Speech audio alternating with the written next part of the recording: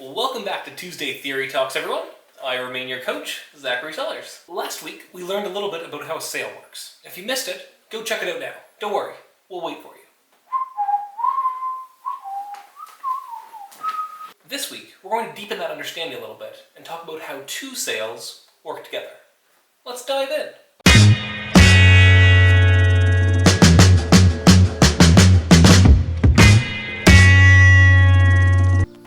The rig on a 420. It's called a Bermuda rig, specifically a Bermuda Sloop. It has one mast with one large aft sail and one smaller foresail. You know them as the main and the jib.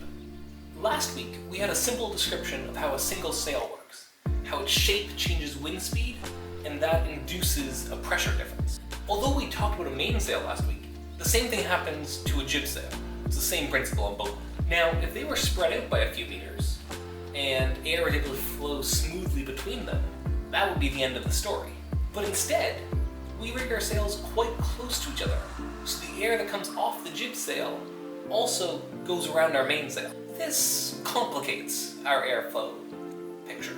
Now, to be honest, we're not really sure what happens inside the gap between the two sails, between the main and the jib, what we call the slot. We know some of the things that happen, but not everything. I'll go through some of the things that we do know are happening. First, the luff, or the leading edge, of the jib sail is stiffened by a wire. And that wire is quite a bit thinner than the mast, which stiffens the luff of the mainsail. This lets the jib point a bit higher, a bit closer to the wind, and that lets your boat head up further. The airflow around the jib is also bent by the sail, and it flows off the jib sail and on around the leeward side of the mainsail. The air off the windward side of the jib, which you'll recall from Bermuda, it's flowing more slowly, goes around the leeward side of the mainsail, where the air is moving more quickly. One theory says the high pressure air off the jib sail accelerates as it leaves the slot, so it speeds up as it goes around the leeward side of the mainsail. We're not sure if that's true, but we do know that the focused air off the jib flows along the main and tends to stick to it a bit more than air would otherwise, and that makes your mainsail more efficient. Let's break that down. We know that air flowing along your sail induces a pressure change, which gives you power.